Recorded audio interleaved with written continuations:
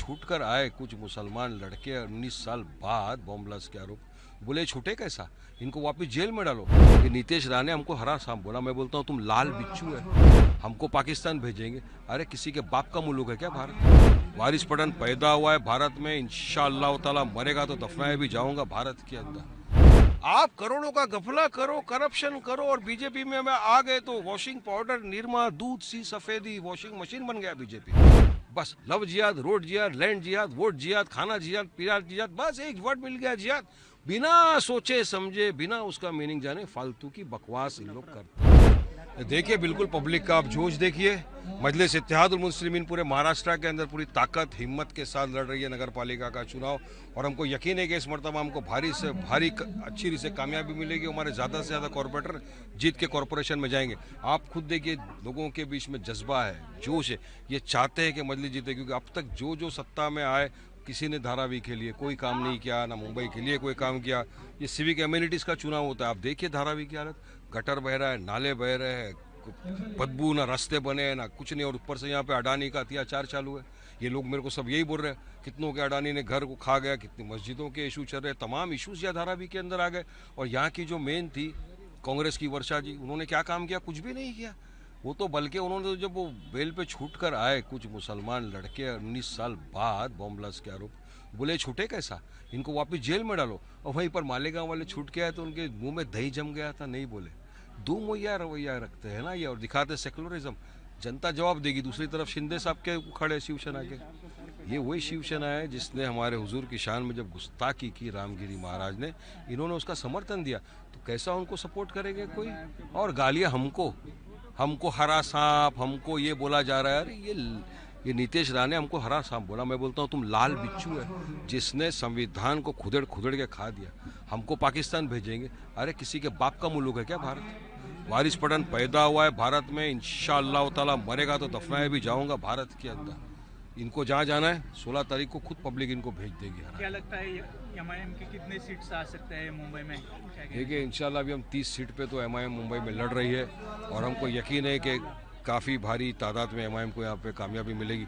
कल आपने देखा असद ओवैसी साहब का जलसा हुआ गोवंडी के अंदर, कितनी हज़ारों की तादाद में लोग आए और तमाम एक ही चीज़ मोहब्बतों से नवाज रहे हैं हमको। तो हमको यकीन है कि इस मरतबा अच्छी से जीतोगे। जनता जनार्दन है, जनता हमको वोटों से नवाजेगी। मगर यहाँ आप देखो ना बीजेपी, कल देवेंद्र फडणवीस महाराष्ट्र के मुख्यमंत्री स्टेज से खड़े होकर बोल रहे हैं कि वारिस पठान ने कहा हिजाब पहनने वाली बनेगी, ये वो खान पठान सेठ क्यों नहीं बन सकता। अरे साहब हम तो संविधान को मानने वाले लोग हैं। आप संविधान की शपथ लेकर महाराष्ट्र के मुख्यमंत्री बने, आप संविधान का कत्ल कर रहे हो, गला घोट रहे हो। आप कौन होते हो बोला? संविधान में कहाँ लिखा है कि ये बनेगा या ये बनेगा, ये नहीं बनेगा? वारिस पठान ने तो जवाब दिया, पत्रकार ने जब कहा कि बीजेपी के मंत्रियों का ये बोलना है कि आई लव महादेव बोलने वाला बनेगा, हिंदू बनेगा, मुंबई का बनेगा, बिल्कुल। तो क्या वारिस पठान के मुंह में जुबान नहीं है? मैं तो संविधान की बात कर रहा हूँ। अगर वो बन सकता है तो आई लव मोहम्मद सल्लल्लाहु अलैहि वसल्लम वाला क्यों नहीं बन सकता? खान पठान शेख सैयद कुरैशी अंसारी क्यों नहीं बन सकता? और बिल्कुल एक दिन हमारी हिजाब पहनने वाली मुसलमान बहन भी मेयर बन सकती है। अरे भाई साहब, जब देश का प्रेसिडेंट बन सकता है मुसलमान, चीफ जस्टिस बन सकते हैं मुसलमान, गवर्नर बन सकते हैं, एमपीज बन सकते हैं मुस्लिम, और महाराष्ट्र में भी अंतुले साहब सीएम भी थे, मेयर भी बन चुके, तो क्यों नहीं बन सकती फिर हिजाब पहनने वाली मुसलमान बहन मुंबई की मेयर? तो हमको धमकी ये वो, तो ये उनको समझाइए फडणवीस साहब, संविधान सर्वोपरि पर है। संविधान के हिसाब से जनता जिसको मोहब्बत से नवाजेगी, वोटों से नवाजेगी, बनेगा। लेकिन इस तरह बोलेगा यही बनेगा तो मैं फिर जवाब दूंगा। मेरा जवाब यही रहेगा कि इंशाअल्लाह ताला एक दिन ये भी बन सकते हैं। कहीं ना कहीं जो अजित पवार की एनसीपी है वो महायुति से बाहर आ चुकी है, और नवाब मलिक भी लोकल बॉडी के हेड है, तो वो भी लड़ रही है, कहीं ना कहीं माइनॉरिटी को अट्रैक्ट करने के लिए बाहर आई है। क्या लगता है, उसको लेकर क्या कहना चाहेंगे? देखिए साहब, कौन किसके साथ अब तक तो ये समझ में नहीं आ रहा है। कल अजित पवार ने कहा मैंने 70,000 करोड़ का घपला किया, फिर भी आज मैं बीजेपी के साथ हूँ। मतलब आप करोड़ों का घपला करो, करप्शन करो, और बीजेपी में आ गए तो वॉशिंग पाउडर, निरमा, दूध सी सफेदी, वॉशिंग मशीन बन गया बीजेपी। यही मोदी जी थे जिन्होंने मंच से खड़े होकर कहा था कि अजीत दादा ने 30,000 करोड़ 70,000 करोड़ का घपला कर दिया। वही 2-3 महीने में अजीत पवार जाके मोदी के पास गोद में जाके बैठ गया। भूल गए साफ। यही देवेंद्र फडणवीस जी ने कहा था कि हम सत्ता में आएंगे तो अजीत दादा को जेल में डालेंगे, इन जेल अजीत दादा पिसिंग चक्की, पिसिंग एंड पिसिंग एंड पिसिंग बोला था ना। अब क्या हो गया, आप और अजीत दादा दोनों बैठकर तो मलाई जैम खाइंग खाइंग खाइंग हो गया। अब तो कुछ नहीं, क्या एक्शन लेंगे आप इनके खिलाफ? क्यों कोई बात नहीं करता अजीत दादा के खिलाफ? करप्शन को तो खत्म करना है ना। तो कल को कोई भी करप्शन करेगा, कोई का बीजेपी में आएगा, वॉशिंग मशीन से धुल जाएगा।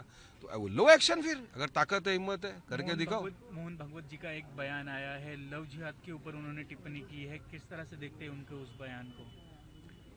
देखिए, सबसे पहले तो इनको लव जिहाद का मतलब पूछिए क्या है। जिहाद का मतलब भी नहीं मालूम इनको। बोले डिफाइन करो लव जिहाद का मतलब क्या होता है, इनको नहीं पता।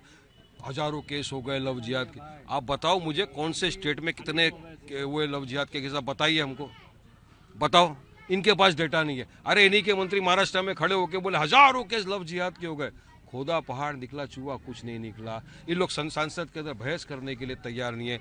और इतना ही नहीं, एक अगर 18-19 साल का लड़का या लड़की जिसको कानूनी इजाज़त देता है कि वो अपनी मनपसंद से प्यार करे, शादी करे, ये कौन होते हैं उसको रोकने वाले?